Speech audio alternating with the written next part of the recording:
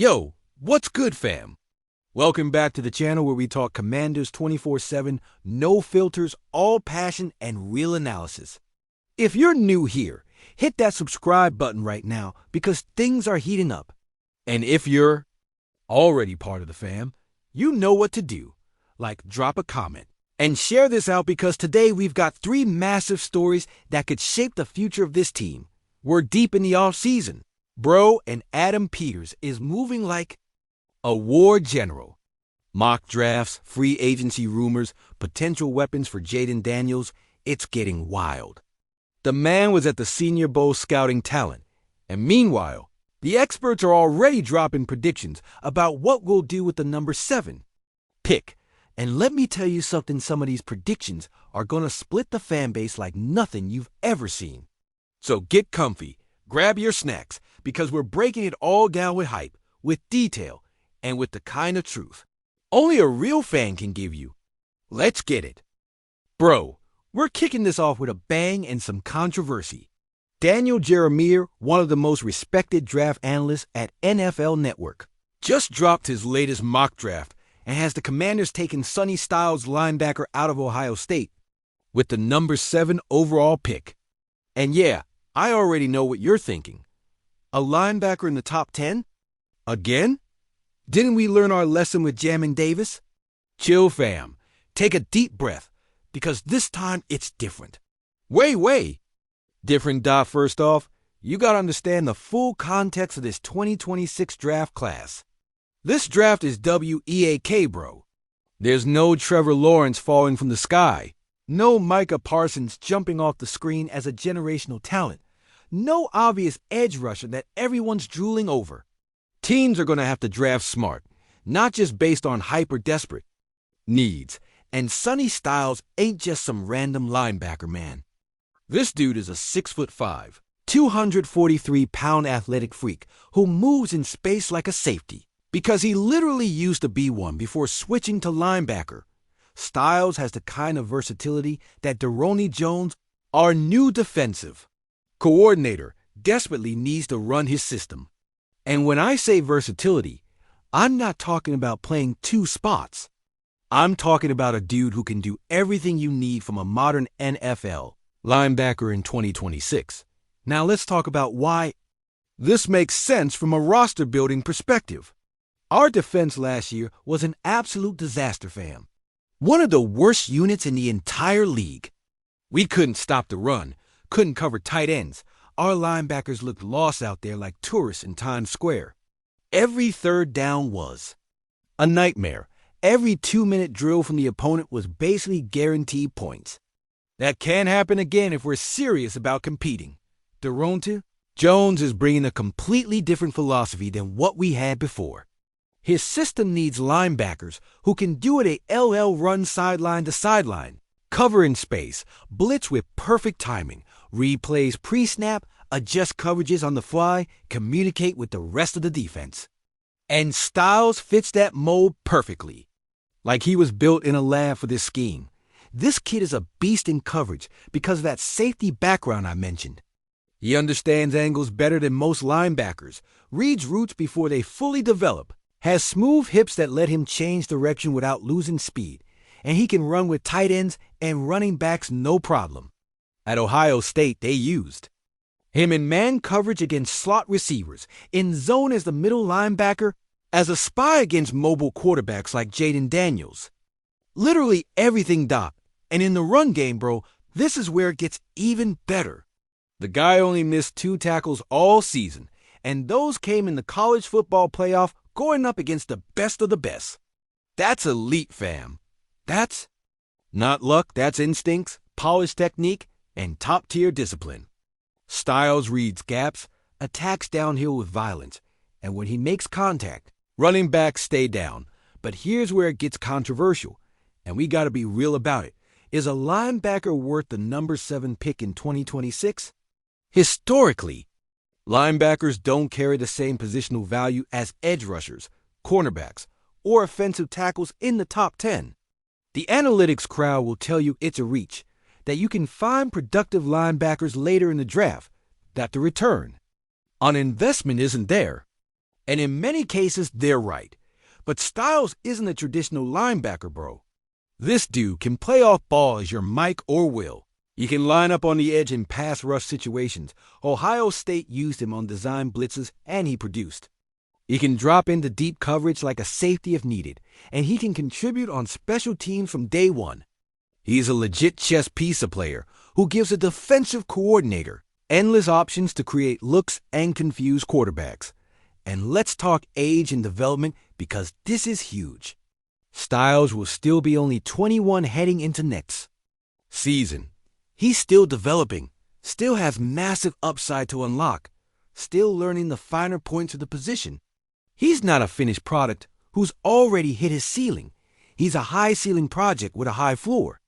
That's exactly what you want in the draft.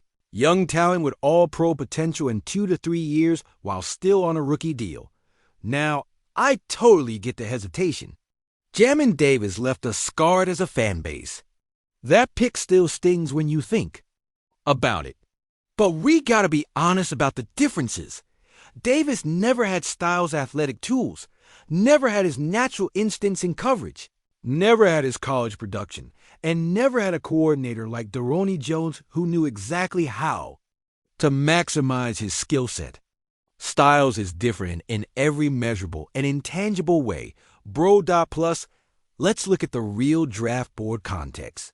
If there's no elite edge rusher available at 7, and there probably won't be in this class, if there's no offensive tackle worth that spot, and this OL class is notoriously weak, if the top cornerbacks are already gone, then why not take the best player available who also fills a critical need and fits your system perfectly?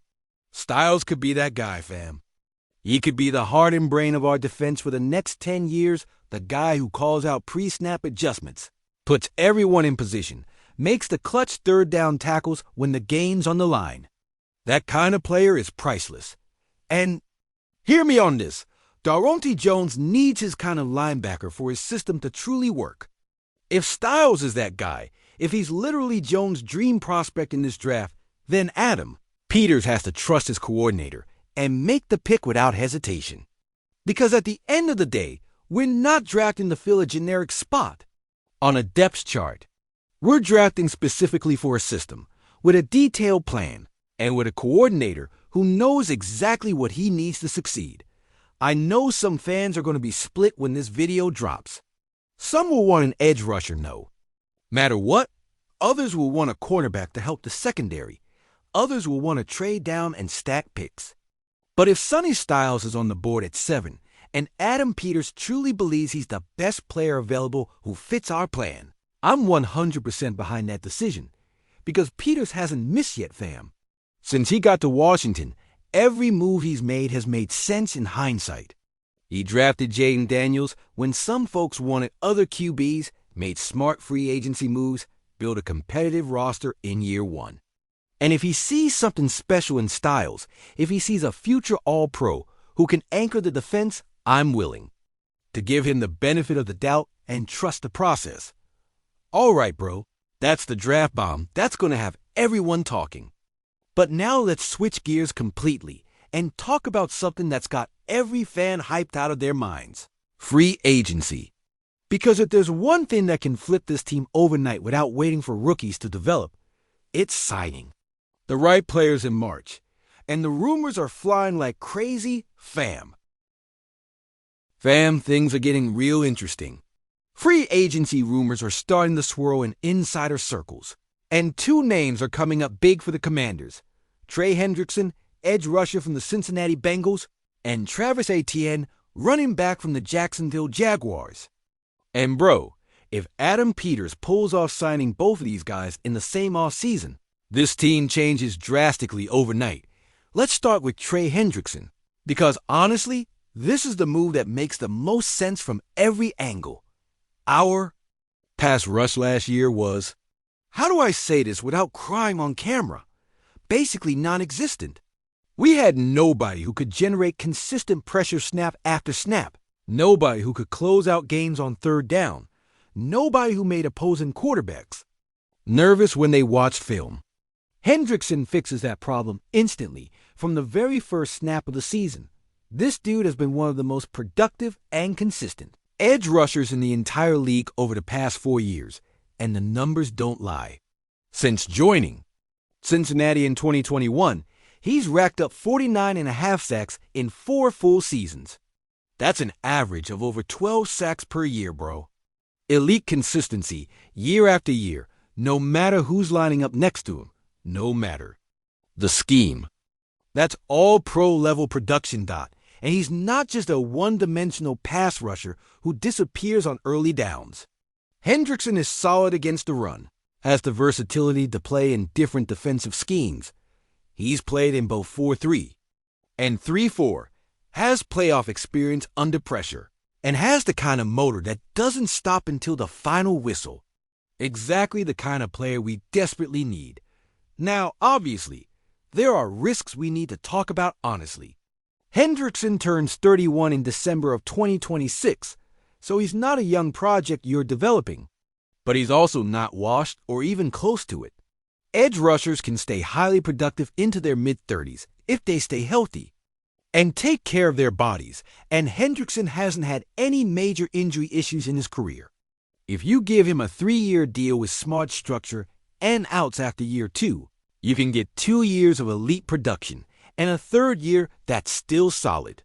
That's absolutely worth the investment, especially when you're in win-now mode. With Jaden Daniels heading into year 2, picture this, fam. Jaden Daniels in his 2nd year, more mature, more comfortable in Cliff Kingsbury's system, with a defense that can finally get off the field on 3rd down because we've got Trey. Hendrickson collapse in the pocket. That changes entire games. That changes entire seasons. That's the difference between being a 9-8 wild card, hopeful, and being a 12-5 legit contender. Now let's talk about Travis Etienne, because this one's a bit more controversial, and I get why. We already have Brian Robinson Jr., who's a solid workhorse, and we might still have Austin Eckler if we decide to re-sign him. So why would we need Etienne? The answer is simple. Explosive playmaking in the passing game that none of our current backs can replicate.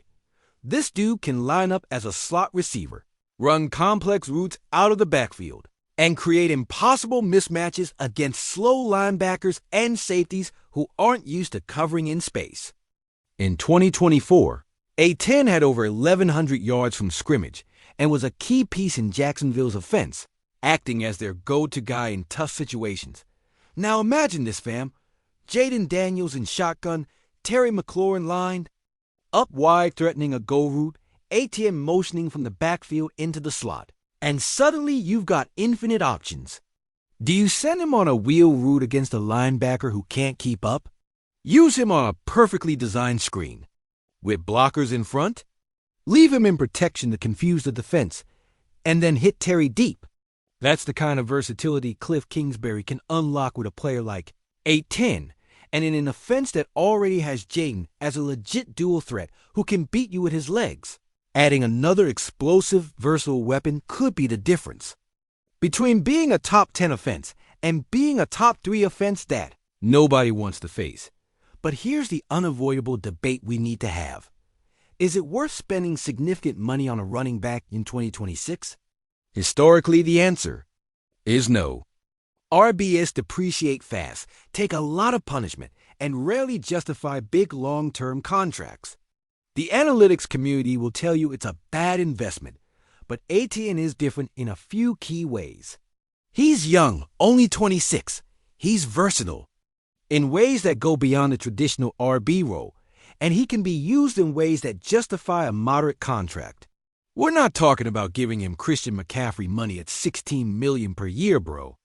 We're talking about a 2 to 3 year deal in the $8 to $10 million range.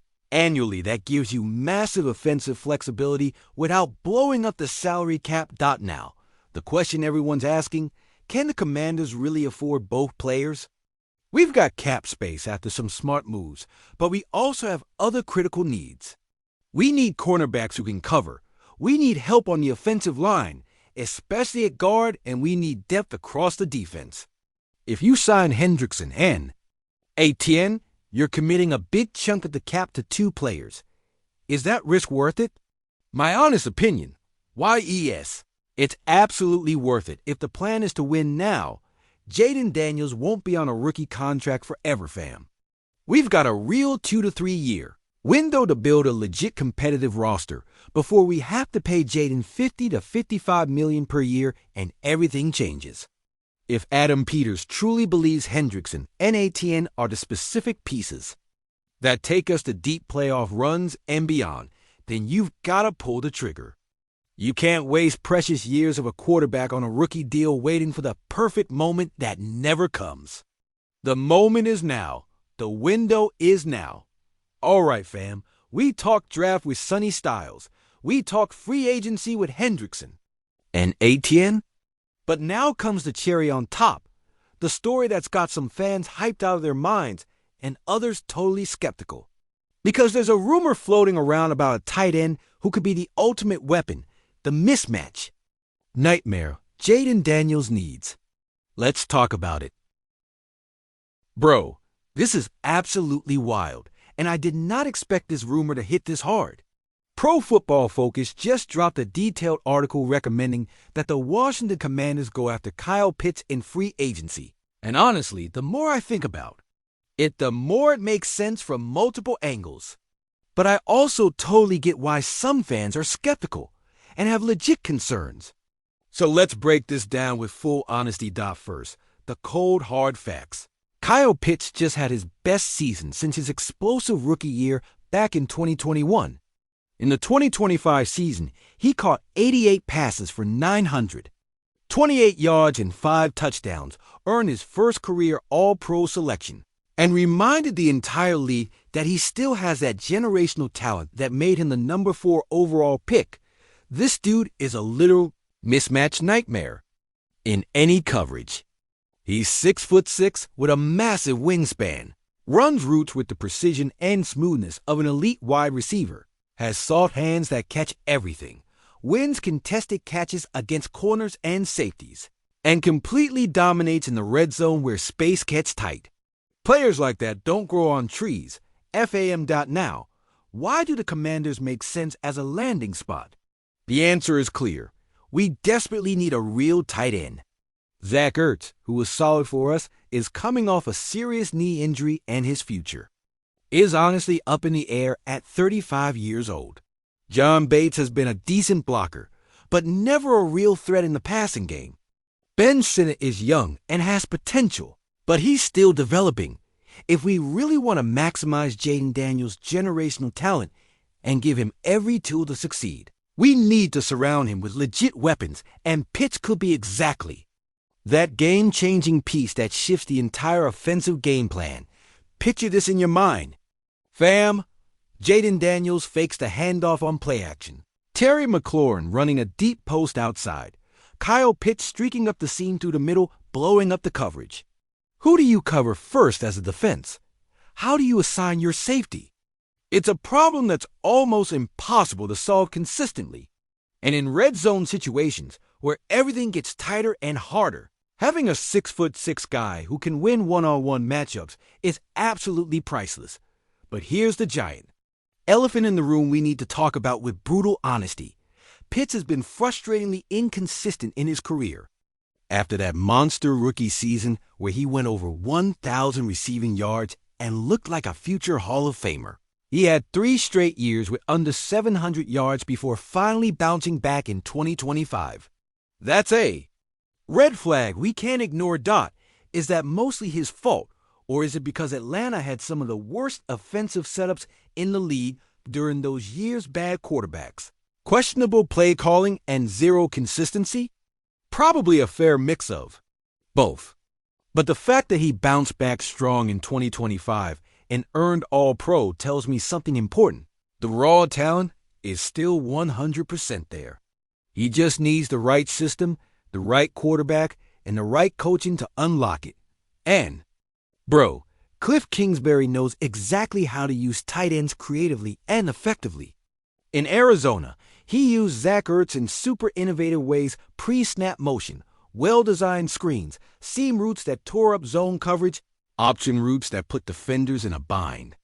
Pitts in that exact system, with Jaden Daniels throwing him accurate darts, could be absolutely deadly and a nightmare for defenses.